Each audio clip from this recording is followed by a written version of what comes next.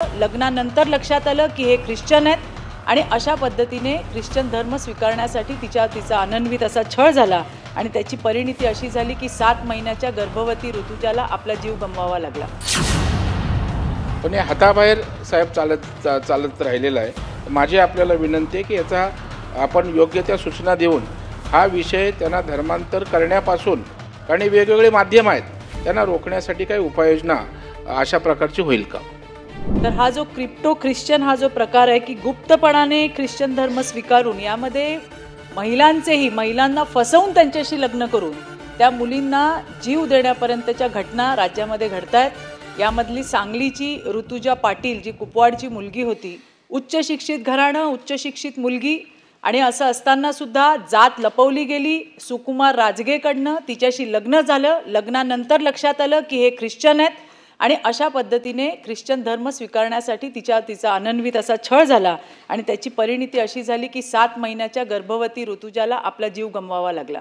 हा विषय थेट जरी असा नसेल तरी सभापती महोदय पुन्हा एकदा आपल्या माध्यमातून मला विचारायचं आहे की हे सगळं थांबवण्यासाठी धर्मांतरणाचा जो कायदा आहे तो या राज्यामध्ये अस्तित्वात असणं अतिशय गरजेचं आहे।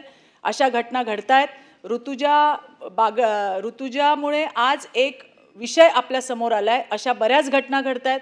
संबंधित छत्रपती संभाजीनगरच्या बालगृहामध्ये सुद्धा अशा पद्धतीने जबरदस्तीने धर्म बदलण्याचा त्या ठिकाणी प्रयत्न केला गेला।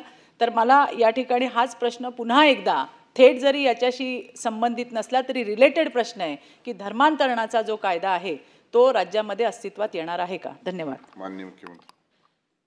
माननीय सभापती महोदय, भारतीय संविधानाने प्रत्येक व्यक्तीला जो काही आपला धर्म असेल त्या धर्माप्रमाणे आचरण करण्याचं संपूर्ण स्वातंत्र्य दिलेलं आहे।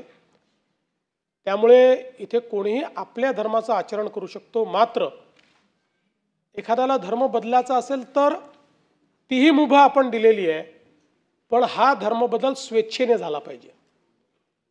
या ठिकाणी जर कुठलं आमिष दाखवून, कुठला दबाव आणून, कोणाची फसवणूक करून धर्म परिवर्तन जर केलं जात असेल तर ते आपल्या संविधानाला देखील मान्य नाही आहे, आपल्या कायद्यालाही मान्य नाही आहे। आणि ताईंनी सांगितल्या अशा प्रकारच्या घटना अलीकडच्या काळात मोठ्या प्रमाणात उघडकीस आल्या आहेत की ज्याच्यामध्ये फसवणूक करायची, दबाव टाकायचा आणि त्यातनं धर्मांतरण करायचं। आणि म्हणूनच राज्याच्या पोलीस महासंचालक यांच्या अध्यक्षतेखाली एक समिती आम्ही तयार केलेली आहे आणि फसवणूक करून किंवा जबरदस्तीने अशा प्रकारचं जे काही धर्मांतरण होत आहे त्याच्या विरुद्ध कायदा कसा कडक करता येईल या संदर्भातल्या शिफारसी त्यांना करायला सांगितल्या होत्या। त्यांनी त्याच्यावर अभ्यास करून त्या संदर्भातला एक अहवाल हा राज्य शासनाला पाठवलेला आहे। राज्य शासनाकडे तो नुकताच प्राप्त झालेला आहे। राज्य शासन त्याचा अभ्यास करेल आणि मग आवश्यक ते बदल या ठिकाणी जबरदस्तीने किंवा आमिष दाखवून किंवा फसवणूक करून कोणाचंही धर्मांतरण करता येणार नाही अशा प्रकारच्या तरतुदी तयार करण्यात येतील। या ठिकाणी आमिष देऊन, प्रलोभन देऊन किंवा फसवणूक करून हे गुप्तपणे एक मोहीम त्या ठिकाणी सुरू आहे।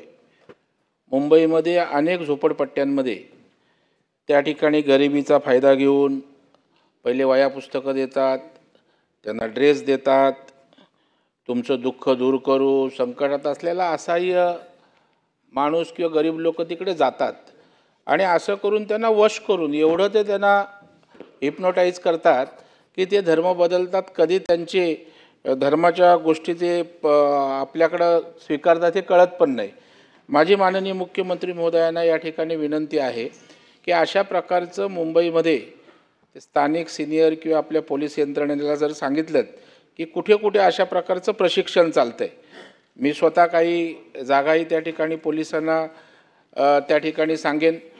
पोलीसही त्या ठिकाणी वाद होऊ नये, धार्मिक तेढ म्हणून ते विषय आपापल्या परीने हाताळतात, पण हे हाताबाहेर साहेब चालत राहिलेला आहे। तर माझी आपल्याला विनंती आहे की याचा आपण योग्य त्या सूचना देऊन हा विषय त्यांना धर्मांतर करण्यापासून, कारण वेगवेगळे माध्यम आहेत, त्यांना रोखण्यासाठी काही उपाययोजना अशा प्रकारची होईल का? मी म्हणूनच सांगितलं की आपल्या देशामध्ये स्वेच्छेने कुठलाही धर्म स्वीकारायला बंदी नाही, ती बंदी टाकायचा सरकारचा विचार नाही. पण ह्या ज्या घटना होत आहेत, गरिबीचा फायदा घ्यायचा आणि आमिष दाखवून धर्मबदल करायला लावायचा, सेवा शुश्रूषा करतो आहे असं दाखवून धर्म बदलायला लावायचा, आम्ही काहीतरी तुम्हाला अधिकचं शिक्षण देतो पण तुम्ही धर्म बदला, अशा प्रकारचं प्रलोभन देऊन धर्म बदलायला लावायचा, अशा प्रकारच्या ज्या गोष्टी आहेत त्या संविधानाने दिलेल्या स्वातंत्र्याला मान्य नाही आहेत. आणि जे दरेकर साहेबांनी सांगितलं की काही ठिकाणी अशा प्रकारचं काम चाललेलं आहे आणि विशेषतः झोपडपट्ट्यांमध्ये आणि गरीब वस्त्यांमध्ये चाललेलं आहे, ही वस्तुस्थिती आहे, ही आपल्याही लक्षात आलेली आहे. आणि म्हणूनच त्याच्यावर आत्ताही आपल्या BNSच्या माध्यमातून आपण काही ना काही कारवाई करू शकतो, पण ती कारवाई अधिक इफेक्टिव्ह आपल्याला कशी करता येईल याकरता आपण ही कमिटी तयार केली होती. त्यामुळे दरेकर साहेब त्या संदर्भात जे काही पोलीस महासंचालकांनी आपल्याला जो काही अहवाल दिलेला आहे त्या अहवालाच्या अनुषंगाने अशा घटना टाळण्याकरता कडक तरतुदी करण्याची मानसिकता राज्य सरकारची आहे. लवकरात लवकर त्या संदर्भात आम्ही निर्णय करू. उमाताई खापरे.